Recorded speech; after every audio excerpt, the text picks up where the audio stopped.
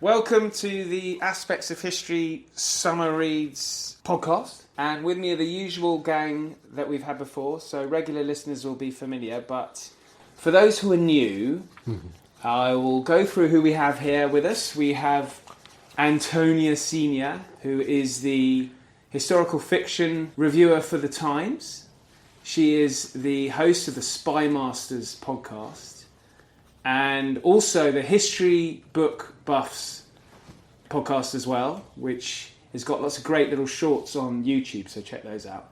Richard Foreman is an author, a publisher, and amongst many other things. So we have Richard here, and then also Roger Morehouse, distinguished historian, author of most recently The Forgers, and for those on the film club, regularly on the film club, will know Roger from that. And your new book, Roger, I think is out in September? October. Wolfpack. About Inside Hitler's U-boat war. Yes, great stuff. Okay, so we're all going to do 3 books each, but as is usual with this, it's pretty sort of informal. And so I'll start off with Antonia because she's facing me. What's your first book for your summer reads, Antonia? So you were very kind in your introduction, Ollie, to point out that I have a number of hats. So I've got a book from each of my hats. So from the Spy Masters hat, my Spy Masters podcast, which I do in association with Aspects of History, my favourite book that I have reviewed or read for that this year is Gordon Carrera, The Spy in the Archives. So this is the amazing story of Vasily Mitrokhin, a disgruntled KGB archivist who basically smuggled out some of the most extraordinary secrets of the KGB over a period of decades and managed to get them to the West. And I knew a little bit about the Mitrokhin story. He collaborated, when he got all these documents to the West, he collaborated with the great intelligence historian Christopher Andrew on the files. So I knew him because of that collaboration. But I didn't know really the story of his life and how he did it. And I think in hands less assured than Gordon Carrera's, it could have been quite a boring book, because basically what you're talking about is a librarian gone rogue, really. What, voted Tory? Yeah. Yeah. No, let's not get carried away. This is in the realms, this isn't fiction. No, this is an archivist who sort of loses his mind, really. And Carrera... It makes it an unputdownable book. It's such a common thing to read a non-fiction book about spies, and everybody goes, oh, it reads like a thriller. But this one, really, I couldn't put it down. It was absolutely extraordinary. I really recommend it very highly. But he goes into all because we went to the presentation, didn't we? At Chalk, yeah. At Chalk. And he was, which of course was sponsored by Aspects of History. Wasn't I'm glad you remember that. That's it. And you introduced it really as well, yes. which for me was a highlight, if I'm honest. Thank you. But he goes into all those motives as to why he turns rogue, which I thought was lovely. Yeah, because it was all very kind of to a large extent workaday stuff. You know, he'd been passed over for promotion, and then had a disabled son who couldn't get sort of treated in the Soviet Union and all this sort of thing. Yeah. So it was all everyday things, and then at the same time, he's the guy that the KGB just said, "Oh, stick him in the archive. He's just a geek," and that was his revenge. There was an ideological component to it as well, which is that he was very angry when he was reading the archives, because he was in charge of this massive project of moving the archives from the Lubyanka inside Moscow to a site off-site. So he had access to the entire KGB archive, right? And the more he saw, the more horrified he was about the KGB's role in Russian life, right? And one of the tragedies of his life is that he got to the West and he gave us this amazing archive, and he wanted to concentrate on like the KGB cracking down on dissidents, about the KGB quelling internal dissent. We just wanted to know about Kim Philby. And he, that was not what he was there for. That's not what he did it for. So he was already a difficult and prickly man. And then his exposure to the West made him also difficult and prickly. All of which came out just wonderfully well in the book. And the other point that was made was that the tail end of his life, he spent warning against the sort of re-emergence of the KGB under Putin, the Putin regime being basically the KGB writ small. Yeah. And the Western world going, oh, well, that's all finished. The Cold War's finished. We're not listening to that anymore. But And nobody where was we are listening now. to him. Nobody was listening. Yeah, no one was listening. So it in many ways, a kind of very tragic life, really, isn't it? Yes. Mr. Mitrokhin. I loved his short little chapters, the way Gordon writes them. It really, really keeps it pacey. It's all the rage these days. Yeah. Yes, I think it is. But the one thing that has slightly emerged is this shadowy potential MI6 spy for the Russians. Yeah, that might have been operating in the 80s. I think even later as well, Even into later. the 90s, Yeah. which is so intriguing. Mole hunts. Come on, Ollie. You can go. I'm sure they're riddled full of spies. Well, I mean, I don't know. Well, If history is anything to go by. yes, I know. But what's quite interesting is that the ideological imbalance of these things, because the big spies in the West, they were all ideologically motivated, just as Mitrokhin was. But the ideological motivation shifted with time. So you were more likely to be ideologically motivated against the West and pro-communism before, the Prague and before the communist regime showed all its true colours. Although I argue that you should really have seen it before then. Whereas, the opposite side of that ideology is, disillusionment with the communist system and a kind of pro-Western. Well, not so much pro-Western, actually, because, again, he makes this brilliant point that the West wants its Russian defectors to be kind of liberal capitalists, but actually they're not. They have a different worldview. They're often patriots, Russian patriots. And Mitrokhin certainly understood that the KGB as a threat, not to Russia's potential as a liberal democracy, but to Russia's potential as fulfilling Russian destiny. All these slightly weird woo stuff about Russia that you don't really get. Which Russians love to talk about, by the way. Yeah. So yeah, brilliant book. Nice one. Right, Richard. Hello, everyone. So a slightly different tack. So my first pick is The Sceptred Isle by Helen Carr. And the book is a narrative history of the 14th century. And as we know, 14th century, basically features Black Death, Peasants' Revolt and 100 Years' War. There was a poll recently, however, that basically said people would rather live in the 14th century than under Starmer's Britain. Was it a poll of one? You. I think Ashcroft did the poll. But the book, despite being covering a bleak period, is just very entertaining and pacey and good fun. Helen focuses her narrative on the kind of lives and reigns of the kings involved. So we have Edward II, Edward III, and Richard II. And it's a great romp through the centuries, sort of a la Dan Jones, if you like. Now, I know that sort of Roger and Antonia may take truck with me for saying this, but the book also proves that women can do military history.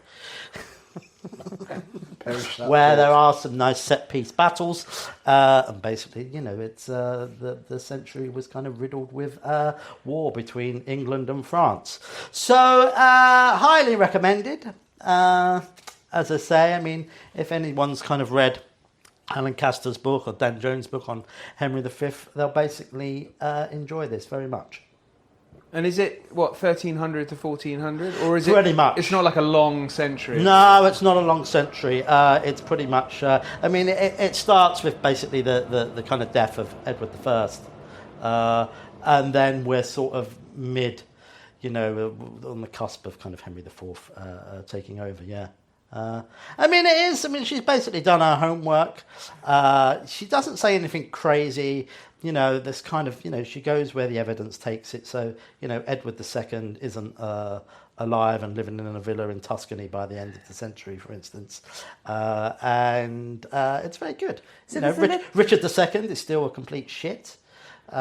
Which is nice. Come down off that fence for me. And there's a kind of bit of a tragedy about, kind of Edward III's reign, where we kind of had a sort of apogee just after Cressy, and then it all went wrong. There's slight crossover then with Helen Castor's Eagles There and Heart. is. So what? How do they? Is their portrait of Richard II? That's where the crossover It is similar. I mean, I would say that Castor's sort of book, which is kind of weighted towards Richard II a lot more, is a lot more sort of forensic and detailed. But I mean, I think that I know that the Helens know each other, and they would have swapped notes on Richard II. Yeah. And also, as with sort of, Helen Castor's book, it proved often how correct Shakespeare was in terms of his judgment of these monarchs. And I always think that where there's the Black Death, there's bound to be some fun to be had. So, what was her portrayal of that like? I remember reading Philip Ziegler's book years ago. Oh, right. Well, about a sort of third of Europe died. Yeah. So that's comforting. So there's that. But she does end it with the fact that lots of people died. There was a shortage of labour, therefore people's wages went up. You don't need a union Win-win. for people's wages to go up. And also there was a lot of innovation. There was a sort of burgeoning middle class at the tail end of the Black Death, where a lot more people, sort of skilled artisans and a basically market for, let's call it, middle class goods. Sort of proto-capitalism almost. Yeah, no, it's not all bleak. And obviously there are some sort of, entertaining, interesting, even heroic characters like the Black Prince. And the epicenter, the port of entry, was it Lyme Regis? Does she mention that? It sticks in my mind from the... I think lots of people can tell you different things. Right. Where, it came from Venice. Yeah. It originally come from sort of the Mongols. And I think it may have Norfolk as well. Right. I think it's sort of spread throughout 3 families, which is the whole of Norfolk. You mentioned Edward III, coming, because it's funny. I asked, Ian Mortimer, who wrote. Yes, he's very good on Edward III. Yeah. Yeah, Edward III. He said if he picked one person from the whole Middle Ages, he would pick. Edward III. It was a long reign. The guy kind of, helped reinvent England, where gave it a sort of the legacy of Arthur. He wanted to give the countries a sort of patriotism, really, and a kind of cult of chivalry. And is that Helen's Richard III then? Oh well, that's Helen's Edward III. No, she talks about that absolutely. It's a kind of cultural heritage. Yeah, she's very good on it. But she also it was obviously restricted to a certain class. Yeah. But then there was kind of the literature of the times as well. Thumbs up. It's a great read. Whether you're interested in the period, you'll like it. But the book's also a great introduction to the period as well. Excellent. Nice one. All right. Thank you, Richard. Roger. So my first, I'm going with old favourite historian of mine, Richard Overy, and his most recent book, Reign of Ruin.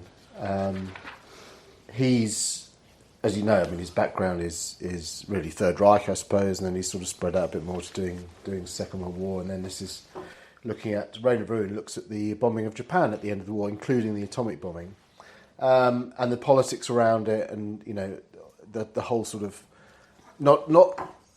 I suppose reincorporating the atomic bombing into the immediate hinterland of the subject of the bombing of Japan, which is interesting because I think a lot of people tend to take it in isolation. Tokyo was... Yes, but exactly the firebombing of Tokyo, which was absolutely catastrophic, which happened in March, was politically and in a human sense, materially, just as damaging as the atomic bombings later on. He sort of reintegrates the atomic bombing back into that wider narrative, which I think is really interesting. Beautifully done, as you'd expect with Overy. Tightly written. The arguments are all there. It's not a long book, is it? It's not a long book. I always say I like a short book, it's quite pithy. If I'm honest, there are bits, particularly the gory bits, where you'd think, when you have your popular historian's hat on, you would probably egg that up a bit more. He doesn't. He's heart and soul an academic. So where there's gory stuff that has a sort of an essential contribution to make to his wider narrative, then he uses it. But it's not. There's no sort of gratuitous use of people being immolated in the streets and so on, which obviously I would do if I were writing it. But, but that's me and that's him. So, but fair enough, and it's absolutely beautifully written, very solid, and, And does he come down on the fact that Correcto launched nuclear bombs?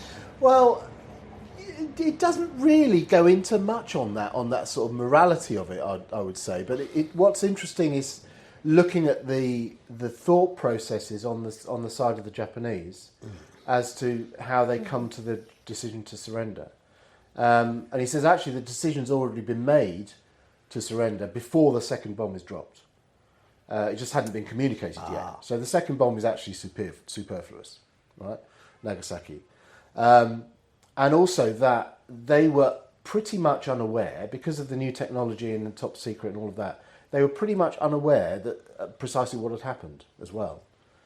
So that was interesting. And certainly in the light of everything that had gone before, we just mentioned the bombing of Tokyo in March, which was a conventional bombing. When they hit Hiroshima, then they go, oh my God, they've done it again. Like, they've hit us really hard again. We can't... And it was... The mentality was, this is going to provoke internal unrest. If we're this open to being destroyed from the air, we're facing political unrest. That was the decision, right? They weren't fully aware. I think there was a suspicion, and people were saying this was a new type of weapon, but they weren't fully aware of what had happened. I mean, we imagine, because we have 24/7 news coverage and we have information at our fingertips, that they would have had.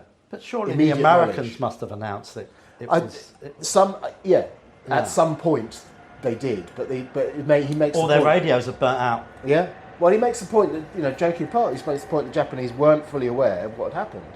They knew it was bad, but they didn't know this was that new type of weapon straight away on the morning of Hiroshima. So that the little nuances like that actually make it a really interesting discussion, I think. I watched a debate on YouTube with Richard Overy over the Allied bombing of Europe. And I think it was Patrick Bishop on the side saying, the bombing had to happen. It was, and all the various reasons why it was it was the right thing to do. And Richard Overy was on the opposite side, saying that the Allied bombing campaign was not the right thing to do. Well, I mean, he brought out his book, The Bombing War, that Yeah. I think makes the argument that... the thing about the bomb, there's a kind of arc where it was right to do, and then is it superfluous and gratuitous? I think it's also part of the argument is it's also at some level counterproductive. Yeah. So you can bomb industrial facilities, military facilities. As soon as you start with the area bombing, which is pretty much what anyone could do, however they dressed it up in the Second World War, that's what everyone was doing.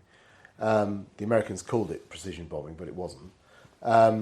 Then you run the risk, and this happens both in the Japanese case and in the German case.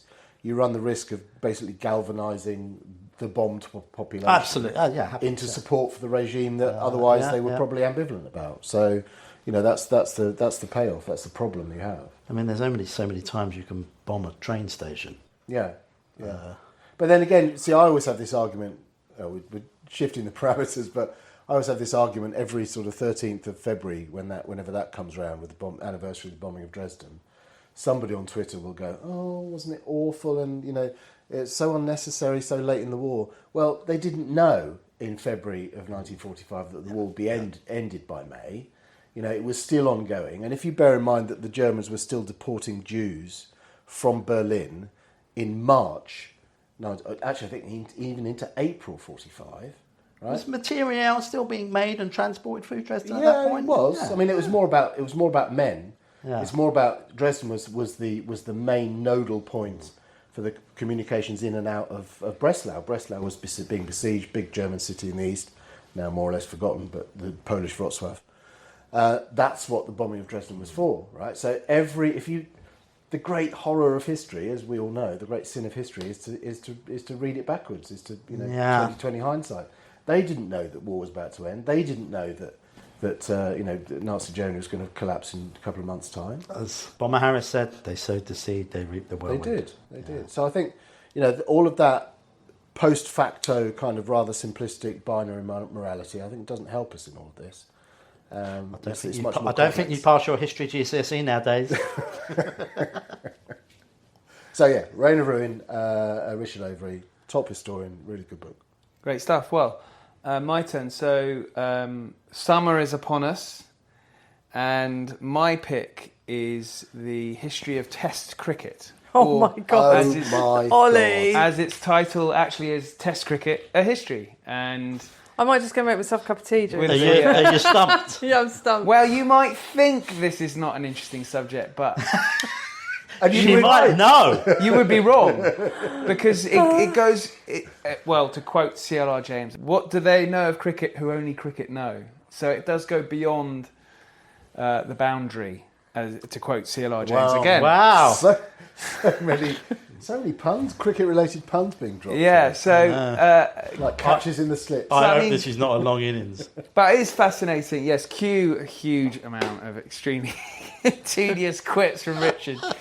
I love cricket. I think that I've read a couple of reviews of the book. Sounds Yeah, great. it is really. I mean, it starts. So this is very much Test cricket, not just cricket. It's Test cricket, so It it's is. even more specific. It's a than, test listening to this. But you know, as I'm sure many listeners may know, that Test cricket's real cricket. It's the finest form. And we have the first test starting tomorrow for listeners listening to this on Wednesday. Who are we playing? India. Oh, okay. So, by mentioning India, this is the empire. This is how the first teams to start playing Test cricket. Interestingly, the first international cricket match was between Canada and America, United States, in the That almost sounds like a World Series. mid 19th century, which is the oldest cricket international. That is an interesting fact. It is. America and Argentina were in, I think, the top 5. This is all mentioned in Tim Wigmore's book. He's the author of Test cricket history. And Argentina and the United States were, I think, in the top 5 teams in the world at the time when Test cricket nations were established. But because they weren't in the British Empire, they didn't get to play Test cricket. So they were limited from playing Test cricket, and it was really only... So Test cricket is basically an imperial invention. Absolutely. Is it really? Yeah. Was it exactly the same Unashamedly rules? so. Was it exactly the same rules, the way we codified things? There are various... I mean, overs were longer. The number of days that you played the match in was either longer or shorter. They had... I think there was a 3-day Test match. There were limitless Test matches. So they would just go on until there was a result. I think the longest was 9 days. Look at Antonio. Everybody died of exhaustion. Jesus Christ. There's he covers the bodyline affair, which is really well done by Wigmore. There's this is this sort of whole idea of when you start. Antonia's quite literally reading her phone. It's passive aggressive. But yeah, no, the whole imperial element is very interesting. I mean, you like the West Indies team was captained by a white man up until, I think it was Frank Worrell was the first black captain. You had the England team, they didn't pick a professional sportsman. It was the captain was an amateur, not a professional, until the 1960s. I mean, can you imagine this with any other sport? It's hilarious. It's just, and he goes through each nation. Interestingly, Afghanistan is the only country to be admitted to Test playing status that was never part of the British Empire. And the irony being that we tried very hard to make it part. I suppose, yeah. 5 Afghan wars. Yeah. Yeah, Do if the you include Dutch the not play latest. Test cricket now? Sorry? Do the Dutch not play Test cricket? No, they don't play Test cricket. No. So it takes you. It's a great romp through. I would say a lot of social history here, but particularly imperial history. And Ollie, you have actually. I'm not a fan of cricket, but I think you've sold it. Ah. I think you've sold it. Roger. Well, I mean, it's really enjoyable and takes us right up to the modern day, as I mentioned, with Afghanistan, and of course how women are being treated in Afghanistan. The ICC has refused to throw Afghanistan out of the Test-playing nations, despite their treatment of women. But it's a complicated issue. The ICC probably treat women worse. Yes, I'm sure. And we recently had Don't allow them into the long room. You see, the World Test Championship just happened where South Africa defeated Australia at Lord's. Wonderful match. But the head of the ICC an administrative bureaucratic figure, made a video about the match, and it was all about him. It was like the players barely involved. It remains an imperial project. It's just shifted from Lord's Cricket Ground to Dubai and run by the Indians. Interesting. I think that sounds quite interesting. Thanks, Roger. My other sort of panel members. Well, listen, I've read nice lots to of see books. how I've read lots of open-minded books you are. on Exactly, cricket. thank you. I've written about see cricket. me, see open-minded. Yeah. That's what I I always mean, say. you sort of skipped over a lot of the golden age stuff there, but we won't carry on. Yeah, it covers that Yes. period up to 1914, yes. the Does golden he age. do a greatest Test 11? No, he doesn't. I mean, that's an almost impossible question that whatever you pick, Antonio will disagree with. Yes, I have strong views. Yeah. You'd have Beckham at number 3. Yeah, I Yes, definitely she'll have be- Beckham. I remember now, Yeah. I had a discussion with you about depression in cricket, and you had no time for that either. So, yes, it's not as if a lack of interest. Depression It's in cricket. it's I like mean, a I think cricket. depression in cricket's just got worse for anyone listening to this podcast. hostility to cricket. No, I mean, I've been to a test match. I've been to, what's the one with the Ashes? You're The doing your thing where your voice goes up an octave when you lie. No, I've been to the Ashes. No, she just said, "What's Wait. the one with the ashes?" That's not that. So you took a ticket for someone who with no interest, so Yeah. someone who was interested. And couldn't go. apparently it was a really important one because we won or something. And I fell Be asleep. Vega. Yeah. What? Be Vega. Oh, okay. We Roughly won. what year? And it was the first time we'd won, I don't know, in the early 2000s. 2005. Could be 2005. Yeah, and it was the Oh, first wow. time we'd won in a really long time, and I was Yeah. there at the finish, and I was fast asleep through the whole thing. You must have been at the Oval then. Yeah, I think Amazing. so. But I've been drinking in the sun all day, which I did quite like. Well, I there thought you this go. No, is, see that's an important part of Yeah. test match culture. Yeah, And I just particularly at the Oval. was Yeah. fast asleep when we won the. Entirely That was the most understandable. thrilling series. Yeah, apparently. So I was told. I went Oh, to- I was there. Woo! I went to the open top bus parade. Did you? Yeah, Goodness. yeah. When I think you missed that. Freddie Flintoff fell I out was of the He Downing ate a Street. cigar. Yes. So- Yeah. So no, Test cricket history. Tim Wigmore, recommended. Very good. Right. We'll go on and then we'll have a brief break with Richard. So it's Antonio, then Richard, and then we'll have because I think we're then halfway. We'll go to lunch. Yes, we could have lunch or tea. Yes, good. Okay, so in my reviewing of historical fiction for the Times, I read a lot of historical fiction, and it is very rare that I fall in love with a book as hard and as deeply as I fell in love with this book. It's called The Pretender by Joe Harkin. It's about the pretender to the throne, Lambert Simnel, in the early days of Henry VII's reign. Oh. And story. Brilliant. listen, it is one of the best books of historical fiction I've probably read in 5 years, and I've read a lot. You have to trust me on this. So, I believe you. yeah, good. It's like I believe you on cricket. You can believe me on this one. So, a young boy, he's 12, he's growing up in this kind of peasanty village somewhere in the depths of England. And then one day, some aristocrats arrive in the village and having sort of done a double take on seeing him, they come back and they tell him he is actually not who he thinks he is. He is the rightful Earl of Warwick, who is the great new hope of the Yorkist cause in their ongoing fight against the Lancastrians.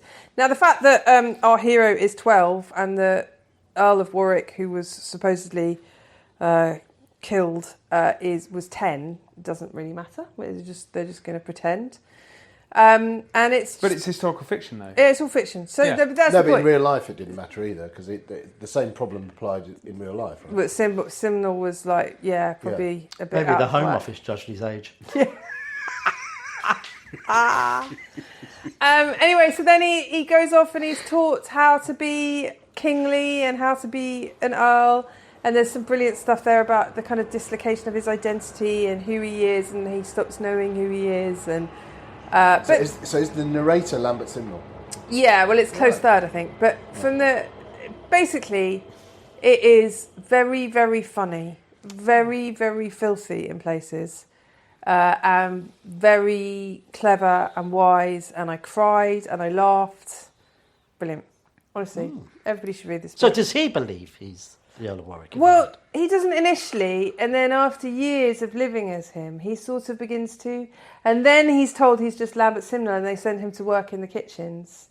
And at this point, he's like not 12 anymore. He's grown up and he's quite hot, so he just basically spends his whole time shagging these aristocratic ladies who can't decide if they want him to be the Earl of Warwick or the kitchen boy. So they just kind of mix it up. Honestly, it's That's great. fun. It's Sounds so much fun. fun. It's so It much does sound fun. fun. I mean, It's there such- are quite it's a such few a great stories story about anyway. these, Yeah. whether a certain party, whether it's the Yorkists, etc., or the enemies of the throne, they do come up with, oh no, this is Edward II, or this is Richard II, and they have these sort of proxies, yeah. Yeah, But so there it's was a succession of pretenders at that time. Yeah. Against Henry VII, wasn't there? Yeah. Well, it's very so. It is always confusing as to who's who. So the Earl of this Lambert Simnel, who's pretending to be Earl of Warwick, I think is supposedly the son of the Duke of Clarence, who's the younger brother of Edward IV. yeah, I think that's right. Well done. And so in between Edward, Who you said Earl of Warwick, right? Yeah. Wasn't that one of the princes in the tower? No, this No. is Oh, was it later. not? No. Okay.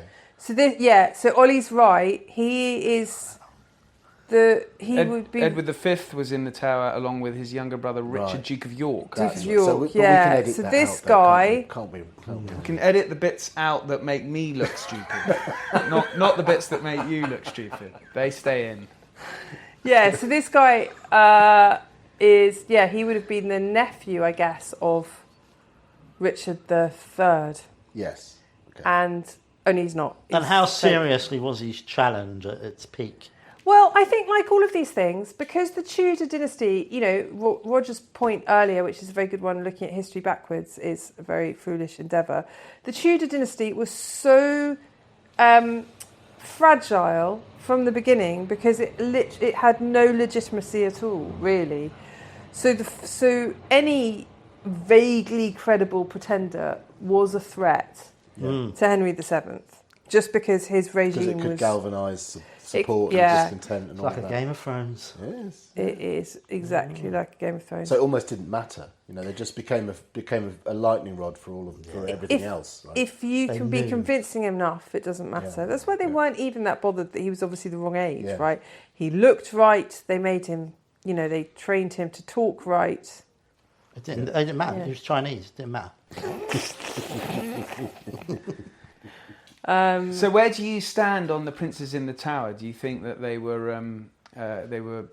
got away, or Richard III didn't murder them, or it was all a terrible accident? And Terrible accident. yeah, They both tripped up the stairs he tripped over. and landed on Richard's sword. Well, there was that.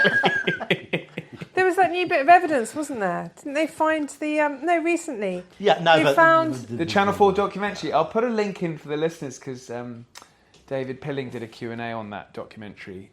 Or was it rubbish? I Did think- they found the knife or something They got- bequeathed to someone? This is No, there's a lot of stuff that's circumstantial and at best. exactly at best. Yeah. And you have people who are so committed emotionally to the fact that Richard III is really unfairly judged yeah. I mean, that I think they discard any kind of Yeah. historical evidence. my answer to your original question is I find I'm not emotionally committed one way or another. I don't really care. And it seems to me that if in all of these cases, by and large, it's the obvious explanation. Yeah. i.e. Yeah. Yeah. Richard III. Yeah. I mean, there's so much crazy stuff around this story. I mean, someone claimed to have found Richard III in a car park a couple of years ago as well. It's just insane. So this is a whole feast of insanity. Yeah. I mean, in a way, it's lovely, isn't it? That it shows that there is still a vibrancy in. Yeah. Yeah, people are so carried away with the Richard III was a great guy society. Yeah. Well, it's the Ricardian Ricardians society. are, yeah, they're enthusiastic. Yeah. I think it's quite sweet.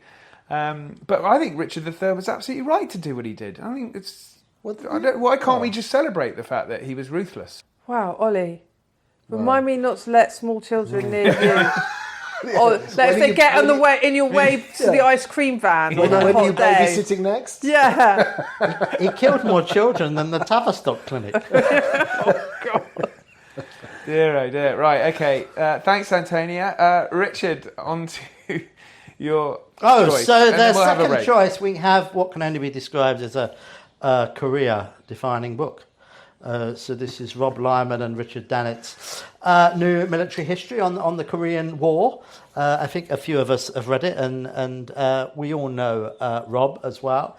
And I mean, a bit like Septidar, I sort of raced through this book, which is sort of, the reason why it's kind of so enjoyable. There are plenty of lessons to be learned or relearned from the Korean War. I mean, we may have touched upon them, where it's very difficult to sort of carpet bomb someone into surrender, which, although the Americans had kind of air superiority, it was never going to that was going to create a kind of comprehensive victory. We also have kind of commanders in charge who are egomaniacs. Douglas MacArthur had a Napoleon complex, basically. And we were close to World War III, potentially. And what else do we have? We have the fact that even towards the end, kind of Stalin was an abhorrent shit who was a plague on the world as well. I mean, he was pretty much the cause of the Korea War, I would argue. So there's lots in there. Stalin, yeah. I mean, he was the one that allowed the North Koreans to go ahead. They say. And also in terms of a surrender as well. Obviously the Soviets kind of held things up and sort of played the Americans, if you like, and the war went on for a lot longer than it should have.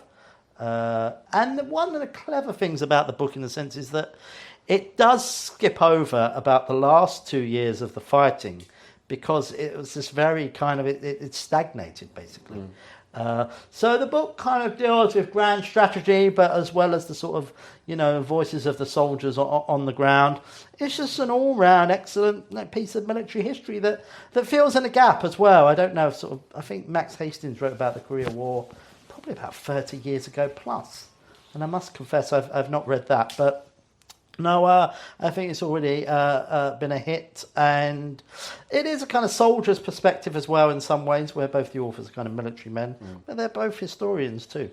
I think you guys have read it, have you? We did. Yeah, I loved it. I thought it was brilliant. Oh. Yeah, and it does what you just said. It does that wonderful thing which you get in the best military history. Go back to the Best of Beaver and so on. You get, you're all the way from the it's guy a telescopic in the lens. Yeah, you go in the foxhole, and then you're back to grand strategy, and the general's discussing whatever, and you flick between the two almost effortlessly. You don't really notice the difference, and that's great skill.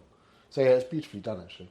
Yeah, it's not a war I knew very much about at all, and I felt like I was sort of, my hand was being held through some quite tricky stuff, and felt effortless, and I thought it was really good. Really good. So impressed. There's something like 3 million civilians killed. Yeah, well, this was the thing that I was astonished by. I hadn't appreciated that it was like the most devastating conflict. The bomb and per capita, the bomb tonnage, unbelievable. Greater than World War II. Yeah, insane. I mean, it's very difficult to get your head around that. It is. Yeah. It's the same people, Curtis LeMay, isn't it? Yeah. Curtis LeMay, our old friend, the insane Curtis LeMay. Yeah, but no, absolutely right. And you can see, obviously there's technological improvements into what they can carry in the aircraft and so on. But just that relatively small, it's going to sound very Orientalist to say that, but a relatively small conflict, 3 years long, and as you say, the last 2 years are basically kind of in a state of stasis. But there's lots of bombing going on. But that could have drop more tonnage than the Second World War is that's mind-boggling. It's also, the book also shows, as other military history books do, just the virtue of good leadership. So this guy Ridgway comes in, basically within 6 months, sort things out and creates a proper functioning army. Yeah, that was really interesting. It can and does happen.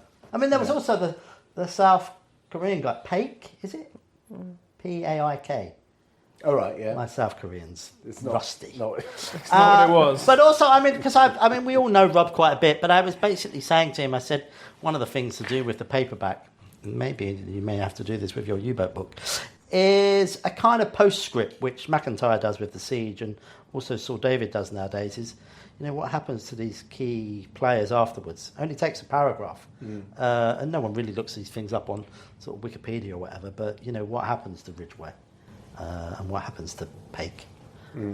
But thumbs up, yeah. How does the book work as a kind of dual author thing going? Well, it's hard to tell. Can't see the join. No. Sure, I can't see the join. There was, there was the Roberts Petraeus book as well a couple of years ago, and again, we both met those guys, and Well, yeah, because I asked them about it, and they said, yeah, well, I did this chapter, he did that chapter. Okay, so if there was a join to be perceived, there was one then in that case, because they were actually separating. Yeah, I think Petraeus did the Vietnam Yeah. War because he Right. did he fight in it or no. he's too Because young my for that, experience. isn't he? No, I think he did he was more prevalent in the sort of Afghanistan and Iraq chapters because he was serving. No, yeah, but I meant as a sort of junior, younger officer. He's too young for that, too then, I young, think, isn't he? wasn't Yeah. But he was a lot more familiar because you studied that in Yeah. West Point. Yeah. Oh, yeah. But I know from my experience co-authoring, as I did on the book on Wrocław with Norman Davies, that was, which, everyone finds their own MO on this stuff, but we literally used to bounce text, and you'd add a bit, I'd add a bit, and so it would go, and It before was you like know it, Steve Davis and Tony Mia. Yeah, we're going to have our tea break. Good stuff. So we'll come back and we'll resume with Roger. But until then, listeners, don't go anywhere, and you can listen to my voice encouraging you to buy the magazine subscription. Hello, Ollie here. Please forgive my interruption, but I wanted to let you know that at Aspects of History, we produce a digital magazine featuring articles, interviews, short stories and book reviews of the best historical writing available. Authors featured including Ben Macintyre, Lucy Worsley, Andrew Roberts and plenty more. An annual subscription is available for only $9.99, that's pounds or dollars. Yep, you heard that right. That's 6 issues for under £10 or dollars. Head over to aspectsofhistory.com to subscribe, where you can also gift subscriptions. Now back to the show. We're back. Roger? going straight into it. Well, yes, so we are back. Right. We will resume with Roger. So my second pick is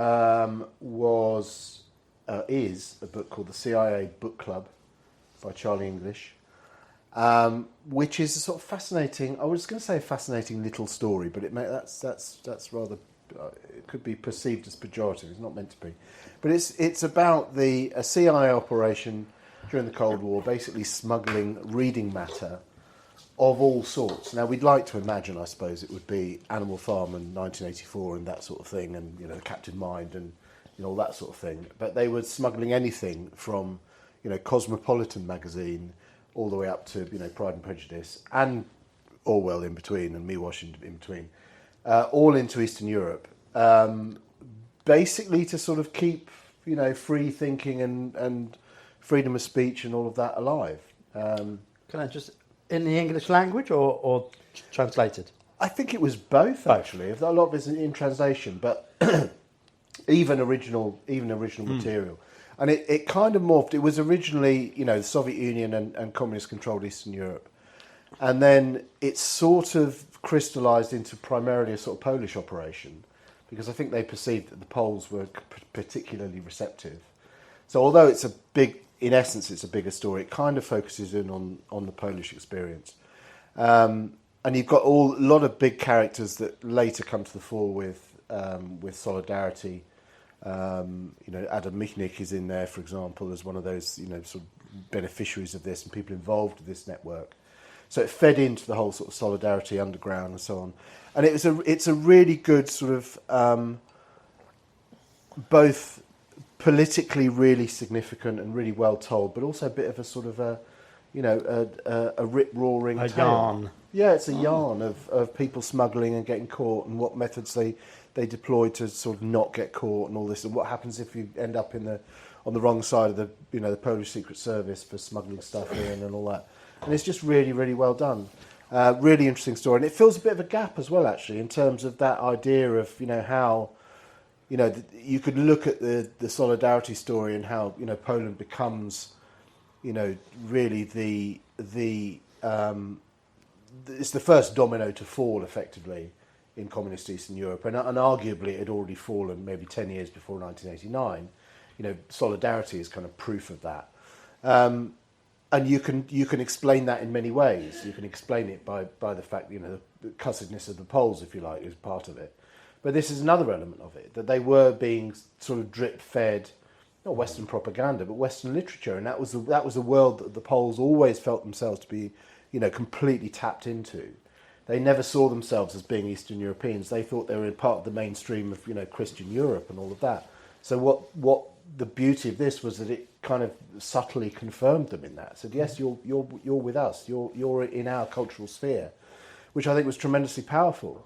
So undoubtedly was one of those strands that succored solidarity, succored the Polish people. I mean, did and the leads up to readers 89. provide feedback, as in we want more X or Y in terms of A author or B genre, or they didn't really get into that? There were sort of some little networks. So particularly through there was the Kultura, which was the great sort of cultural Polish language cultural magazine, but based in Paris, a chap called Jerzy Giedroyc, and that was sort of part of that network. So you could almost have a sort of a feedback loop to some extent as to what was required and what wasn't. So didn't the Pope get a couple of the books that were funded by the CIA, and he wrote to the publishing house, not realising it was a CIA operation, to thank them for the book. Yeah.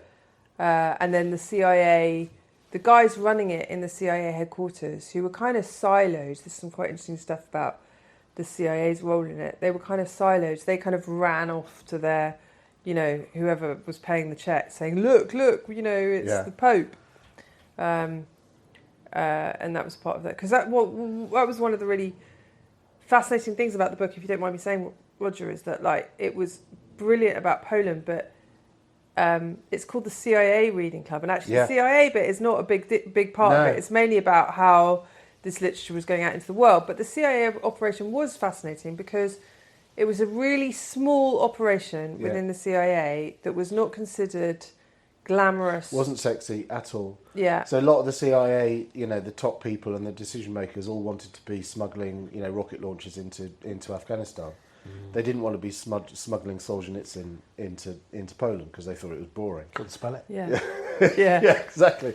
So there was a real conflict there. You're absolutely right. And Charlie English makes a really, really good point that even after the collapse of the Soviet Union, where it would have been possible for the CIA to actually give itself plaudits for that operation because it had been culturally so significant, there were kind of internal political reasons why they still had to big up the very expensive boys' own nonsense operations like Afghanistan and downplay this one, which was actually arguably infinitely more impactful on what was necessary in the Soviet Union, which is, a revolt from within. Yeah, no, that's absolutely right. And I think that's the beauty of the book, really. It's it's almost a rebalancing of our perspective on all of this. Yeah. Because I think we tend to focus on the rocket launches into Afghanistan as being, the epicenter of, Western operations at that point. And actually, this is just as important, you say, if not more so. And certainly over longer time. And also to the individuals, because one of the things he does really beautifully is pick up some of the voices from inside Poland specifically, because as you said, it's concentrate on Poland, and just talk about how important it was for them on a personal kind of soul deep level to know that there was an alternative story about the kind of, about how a country can conduct itself. Yeah. And that there was an alternative vision for Poland based on this literature, and that they felt part of that world. Yeah. And Orwell was crucial to that as well, wasn't he? There was some really good stuff about Orwell. Again, absolutely right. But again, the point I made earlier that the material they sent, the vast majority of it was not political. It was novels and stuff. I mean, it's about belonging to a culture. That was what they were selling. They might be smuggling in a bit of Orwell on the side or Solzhenitsyn, but it was a cultural warfare as much as anything. Yeah, and also because I suppose, in itself, that's the riposte to a Marxist state in which everything is political, is to say, actually, do you know what? Here's Pride and Prejudice. Yeah. It's not political. Yeah, enjoy it's it. a great novel. Yeah. and even the not being political is in fact, ironically, Is political. Political. Yeah. Yeah. Did you hear about this story that's related to this? About Winds of Change by Scorpions? Oh yeah. No. That apparently the lead singer... Klaus Meine. German band, no? Yeah. Klaus Good Meine. knowledge, good knowledge. You Good literally, Good knowledge of you Euro- didn't look that up. crappy You knew European that music. on your head. Yeah. Well, it was Wow. Little sparks in basically his a head. CIA asset, and the song was pushed and promoted by the CIA Is that because true? you know the lyrics. Yeah. Um, I followed the Moskva Yeah. down to Gorky Park. yeah. Well, David Hasselhoff, who was obviously a big singer in Germany, he was working for Knight Industries. and he of course brought the wall down. Was his handler was Devon. I think she's back. That's Kit. good knowledge. Wow.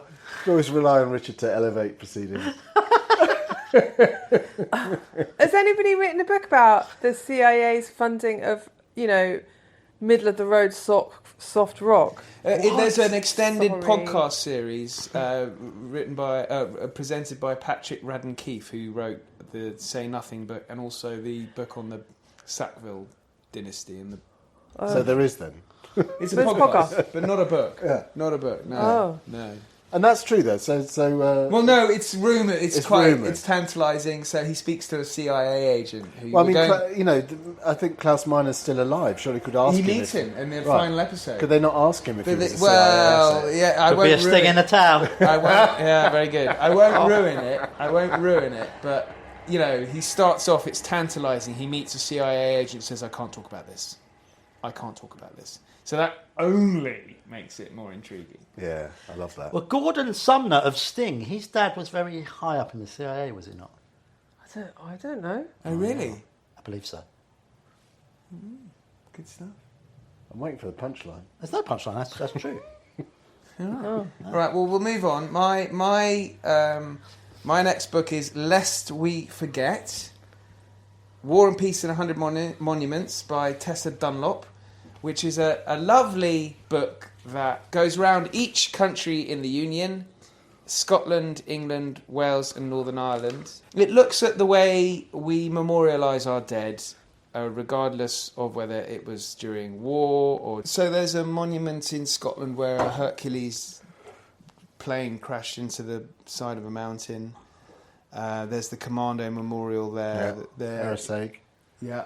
Then, I mean, there are 100, so I could go through every single one, but I won't. So how many is it? 100 100 monuments? of them, Wow. yeah. And I sort of like the ones that I guess most interesting to me. There's the Falklands War Memorial for the Welsh regiments, well, the Welsh Guards who suffered terribly at Bluff Cove.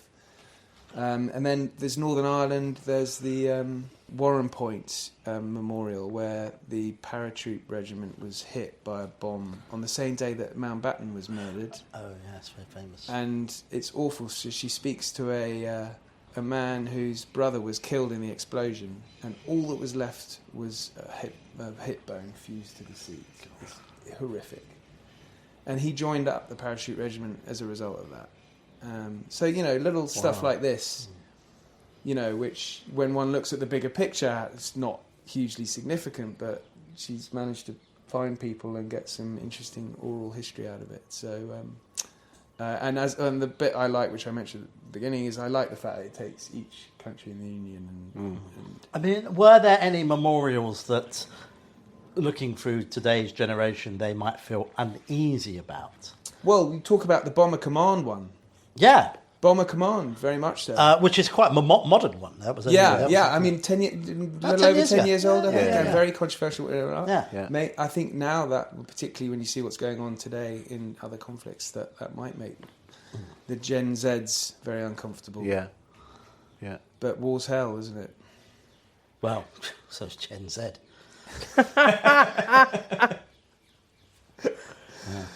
Wonderful. That sounds. If that you sounds could visit, I mean, I suspect you have visited some of these, but if you could visit any, were there any of the ones that pricked your conscience. Funnily or enough, interest? I did go to one that I thought would be familiar. So I thought that there should be a kind of acknowledgement to the generation that was killed in the Great War. Those, young men who were killed in their, hundreds of thousands. And so she goes to a school in northwest London where there is a memorial to the son of a woman who's... Harrowing. It is harrowing. There is a memorial to the son of a woman who...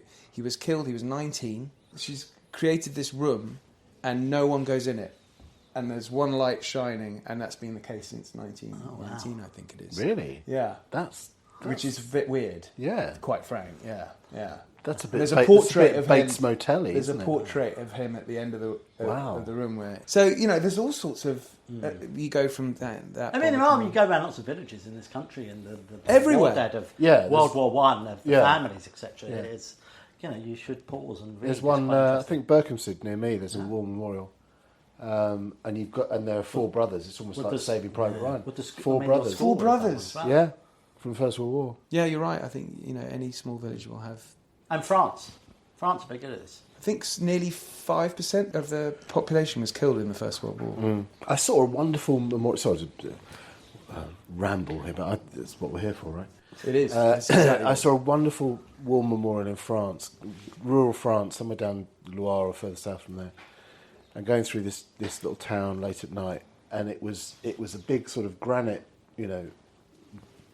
block like that with all of the names, but it had, in a sort of bas relief, it had an old person, obviously the father of, or like reaching up and touching a name, but in stone as a bas relief. It was absolutely stunning, absolutely stunning, and it sort of brought it in that moment. It brings it home, how the generational trauma and all of that. I thought it was brilliant.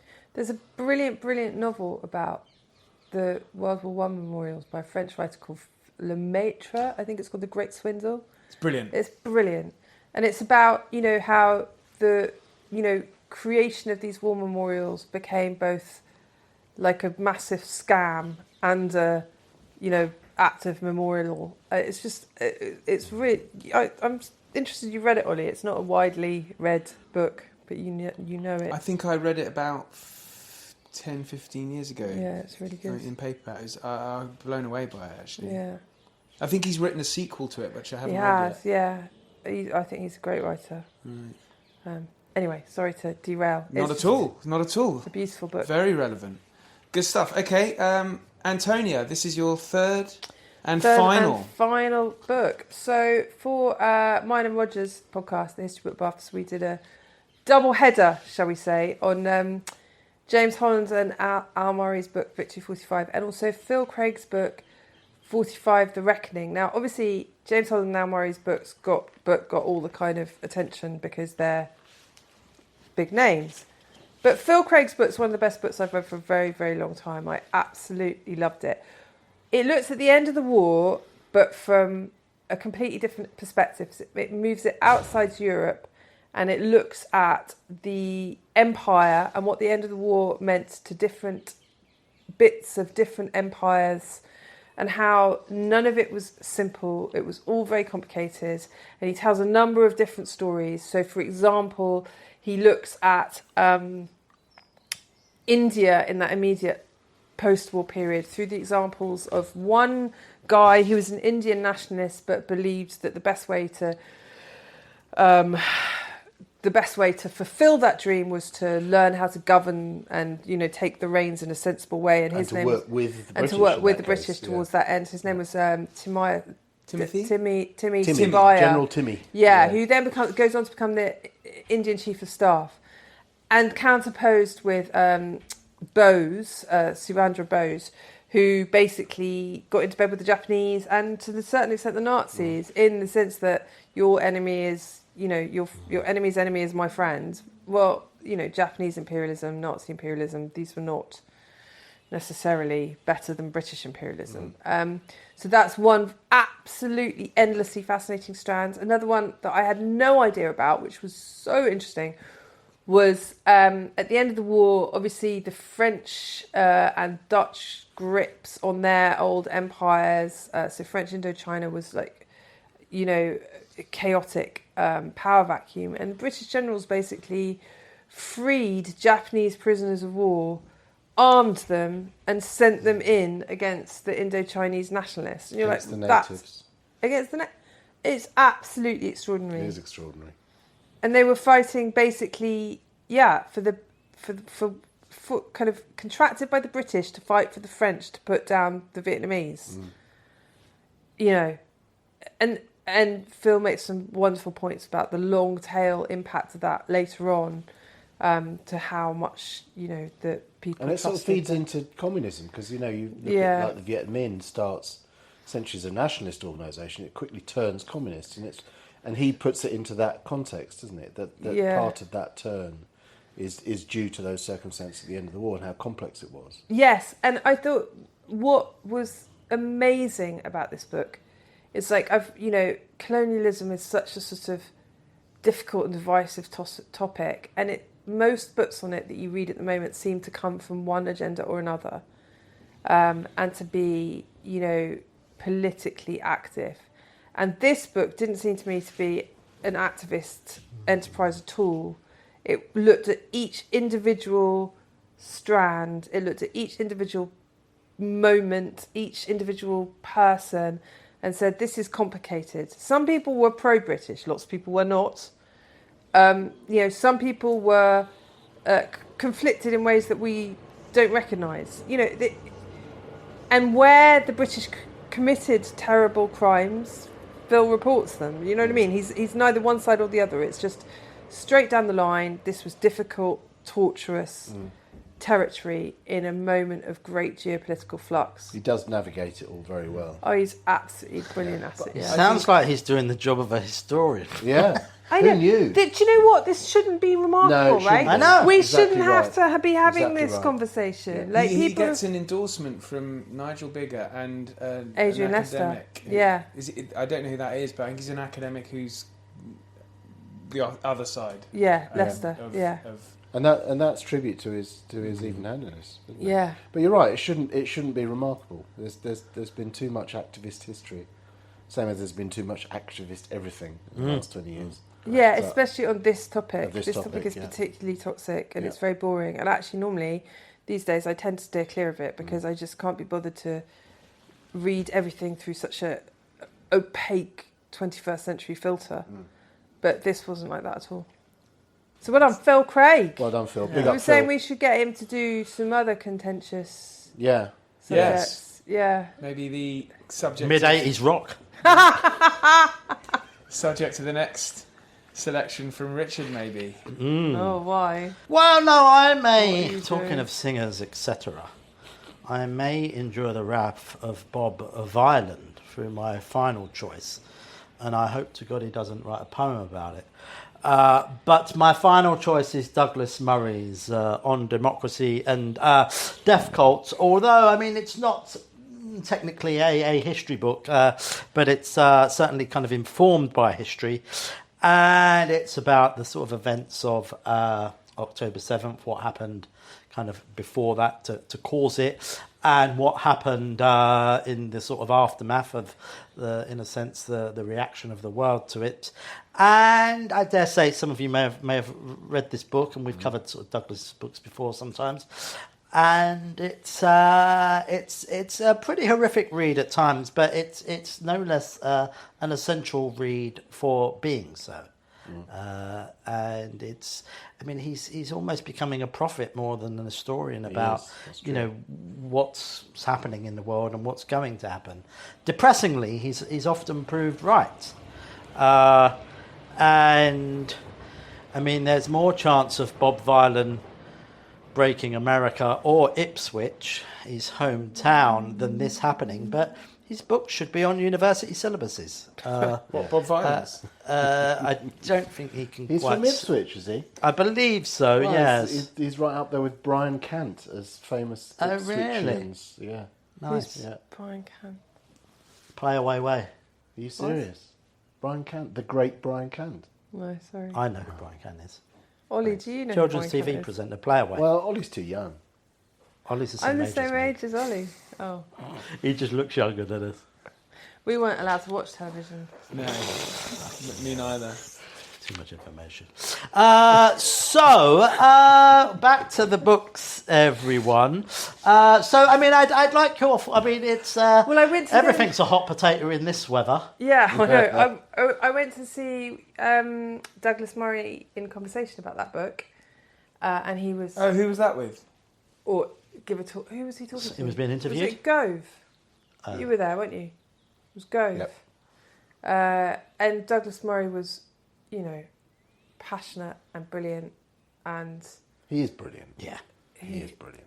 I mean, so it was. We were talking about this over the weekend. Okay, so we spent the weekend at Chalk History Festival, at the same time as the BBC Glastonbury, was yeah. broadcasting live anti-Semitic hatred and incitement on national television, and it's almost too horrific for words. And the idea that we are living through a new era of mass anti-Semitism, I think, is one of the most depressing things in a very depressing world. And look, I mean, I don't, you know, we can all have our opinions on whether the Israelis have gone too far in Gaza or not. That is largely relevant to this point. And this point is that it is not our war, it is not our place. And the idea that our streets in this country are full of moronic people supporting a terrorist organisation with an anti-Semitic agenda, an explicit anti-Semitic agenda that demands the death and destruction of the Jewish people, is one of the most appalling things that's happened in my life. It's obviously the book is recent, Yeah. but it also is predicting, Yeah, that I thought was interesting. in a sense, dark and more miserable times. But Yeah. it's also a wake up call as well. I think the point where he's going with that, and you're right when you say he's as much a prophet as a historian of our modern times. When I read it, you know, he talks about, as you said, October 7th, a bit of that background behind it, the response, so the IDF response, and then the wider world Western response, which is, I think, probably the most astonishing part of the story, right? And I think he's just put it out there. You know, you've got, you know, the Columbia students or whoever it is, Harvard or whoever, UCL, wherever it is, that you've got this generation of students that have basically been, you know, Inculcated. yeah, indoctrinated in anti-Semitic nonsense. Yeah. Anti-Western nonsense for one thing, and that's all part of the mix, obviously. And he sort of just puts it out there. He doesn't say, there's not a sort of a bit where he says, watch it, people, because this is the future, which is what I He thought keeps was asking coming. questions. He says, it's basically, so why is this different? Why are we reacting differently to the Jews? Yeah. And actually, I mean, in terms of sort of that generation and or kind of culture or whatever, the last thing the Gen Z want to be called is racist. Yeah, but Yeah, there are there's some racist, absolutely, it's some it's forms racist. of racism that they consider to be acceptable. Oh yeah, or even righteous. Yeah, righteous. Yeah, It's depressing. And on the other side, without, you know, so what I think Douglas Murray's book is you know, he's sort of I was going to say he's painted the devil on the wall. He's sort of sketched the devil on the wall, as in this sort of rather horrific, you know, kind of very partisan, very very nasty future. The other take on it, which I heard from Konstantin Kisin over the weekend, which I thought was quite funny. I'm not to downplay it, but he said, you know, this rather idiotic, middle class, right on, you know, the subset of humanity that goes to Glastonbury, you know, said, and he says, oh, you know, who knew that they were so against in vitro fertilisation, so they're cheering against the IVF, which I thought that was right. Death to the IVF. Death to the IVF. So I thought that was quite funny, just making the point, joking though he was, but, you know, these people would fucking cheer for anything. Yeah, we have nothing to I mean, in terms of, Tarquin and I don't Yeah, think exactly. they're that representative either. No, I of don't the think they are. general I don't think they are. public. So I in think terms of I some think we people, you know, shouldn't They shout very necessarily. loudly. Yeah, they shout should. very loudly. Yeah, Yeah, we shouldn't necessarily, you know, take them that seriously. Absolutely. They're just, it's daft. and they I think stole Kneecap's thunder as well. Yeah, well, all good. That's all good because they're rather idiotic. To Yeah. do. But it is particularly weird as well Like, why does everybody feel like they have skin in this game? Like, it is such an intractable conflict. I don't like having an opinion on it because I don't know enough about it. I haven't read enough books. I don't know enough about it. And yet, why does everybody not only feel like that, they have very valid views on this faraway conflict? Well, there is a bit. Actually, if you read, say, Sebag's Jerusalem, even the ancient modern maps, Jerusalem was at the heart of the world, the heart of the map, and all these religions meet there, and history intersects there. There is this kind of Jerusalem fever, if you like, that it still grips a certain amount of people. But it is also strange that a sort of a place. I think Jerusalem's basically the size of Bristol with an equivalent population. Yeah. Yet, no one unfortunately wants to destroy Bristol. No. I mean, my only caveat, and I thought this when I went to see Murray talk about it, and I haven't actually read the book, so you can tell me if I'm wrong. So, 100% the Western reaction to it, blah, blah, blah, horrific. I wonder whether he felt to me to be slightly too uncritical of hardline Israelis as well, that do exist as a category. And, the settlers and what's happening in the West Bank. In the cabinet as well. And in the cabinet, and Netanyahu as well, who is basically, arguably, fighting this war, or both wars, the one against Iran as well, with one eye on his own legal problems, so this is not. I do think all that's of this fair. is being lost in the mix because it's become a tribal thing in the West, right? Yeah. Instead of just Allowing it to play out in its own. Yeah. Yeah. I agree. And so, did you think so? I agree. It's Douglas Murray is almost a victim of his own, eloquence, rhetoric brain, where he makes the case so forcefully. It can sound almost a bit zealous. Yes. And there are that's criticisms fair. to be made, Yes. which could and should be made in a slightly longer book, if you like. But this is where it's the difference between, in a sense, what might be considered reportage and history Yes. as well. Yeah, that's fair. Because, each of the points that sort of Douglas Murray hammers out, you can see absolute logic to it and sort of fair-mindedness. And there's a lot of it. But is there too much of it? Where is, in terms of, in a sense, finding the holes in his own argument, if you like, or what are the criticisms? Yeah. So there is a bit of uneasiness about that. I agree. I can't quite put my finger on what those are, but is there a hole in the book as a result of that? I don't know. I think you're right, though. Perhaps, yes. Yeah, he obviously felt, and I understand this, an absolutely vitriolic fury at the reaction to October the 7th that had people in the West out on the streets on October the 8th. October the 8th, yeah. Telling Israel that they were the aggressors. Yes. Yeah. But I think if you're interested in that subject, you should read it. Yeah. Absolutely. It's not a long read. This is where we all like short books, Roger. Yeah. And a few more students should read it who have perhaps been captured by some cretins. I think that's the other problem with it, though. The only people who read it are the already converted. This is a problem. You're preaching to converted. Yeah, let's throwing a pearl before swine. Yeah. Okay, the next one. It's almost like we've planned this out, which, by the way, listeners, we completely haven't.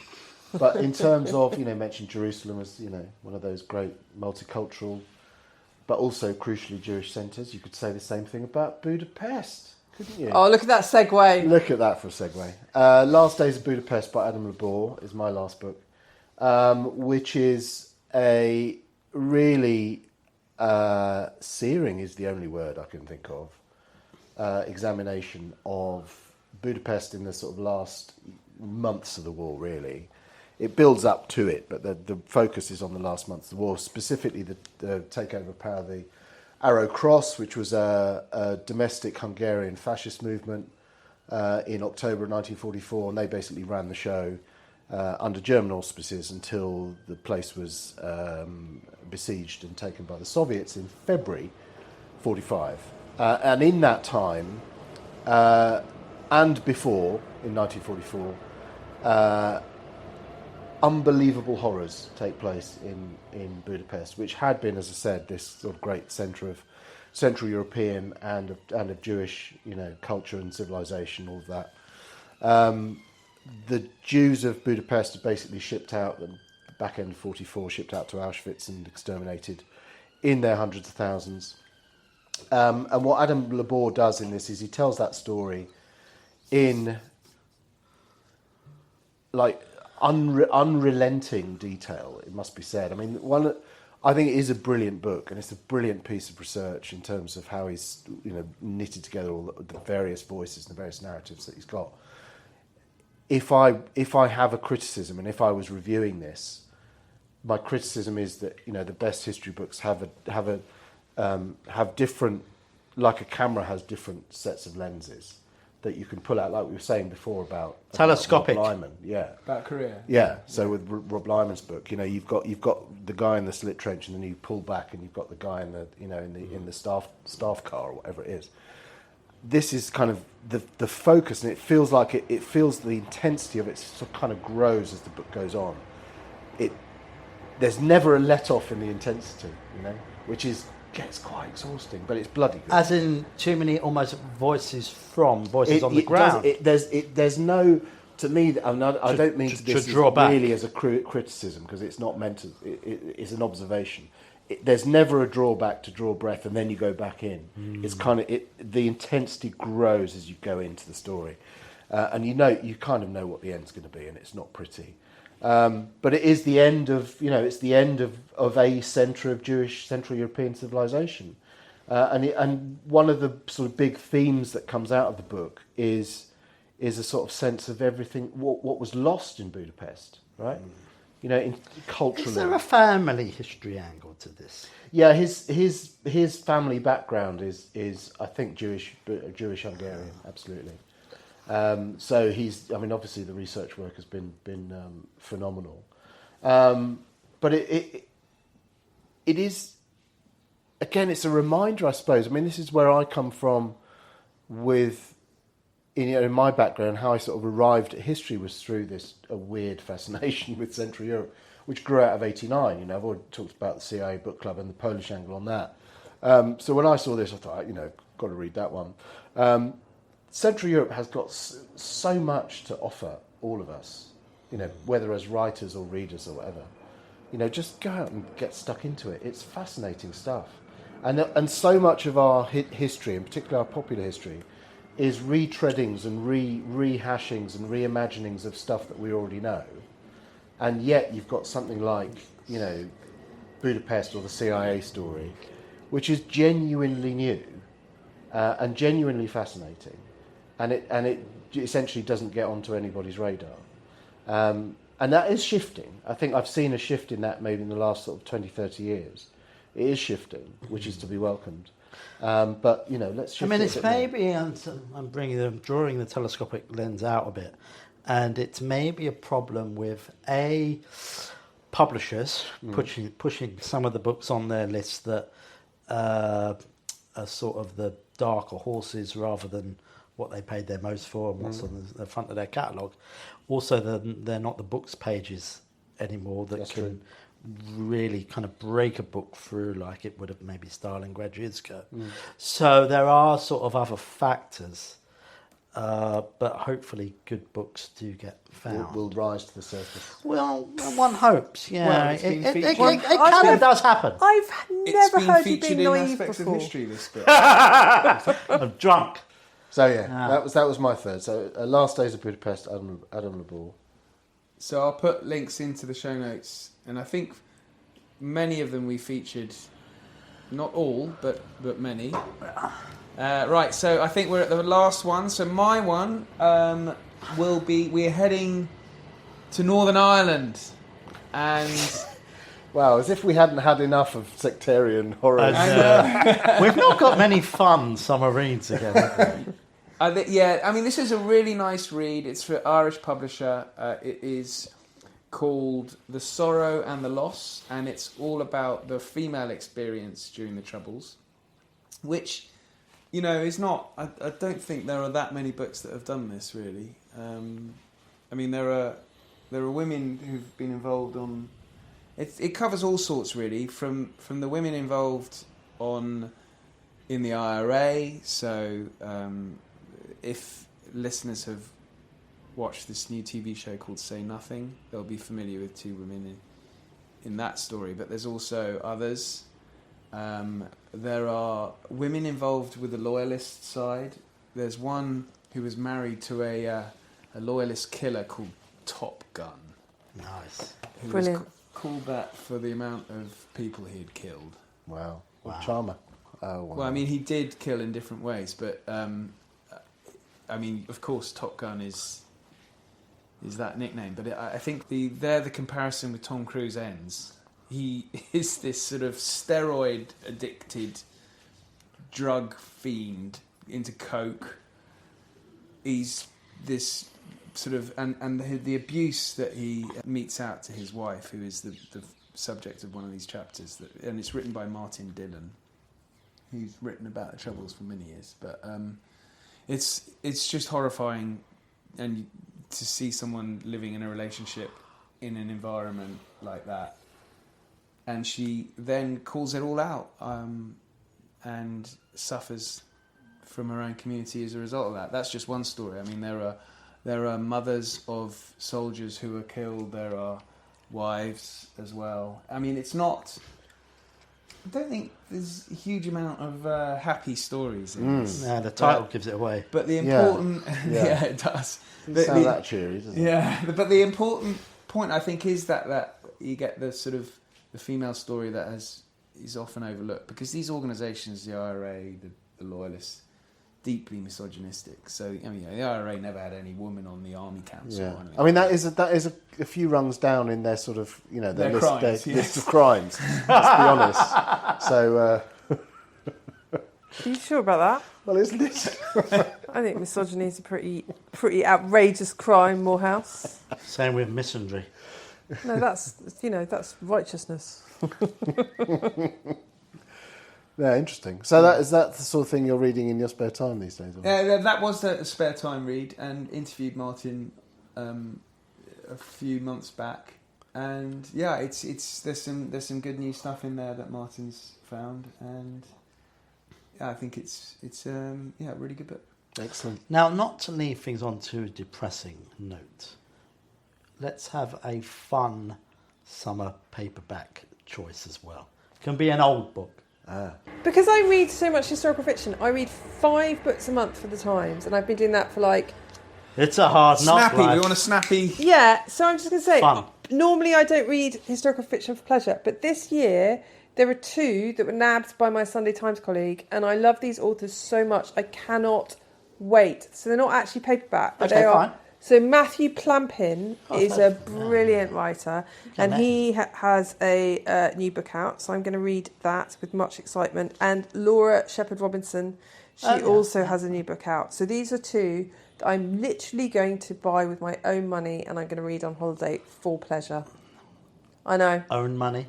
Mm-hmm. But Right, okay, I might not go that far. I've probably got a copy sent by the publishers, but I am going to read them for pleasure. Nice. So I'm late to the party, but I started reading the Bernie Gunter novels, Oh, they're good. and these are excellent. These are cut above. They are very In good. terms of just work on a mystery, the research is done, diligently, but with a light touch in the end. He's funny. I'm in for a treat this summer. Yeah, Yeah, I'll read and more. the research is, and I speak as someone who does know some of this Yeah. stuff.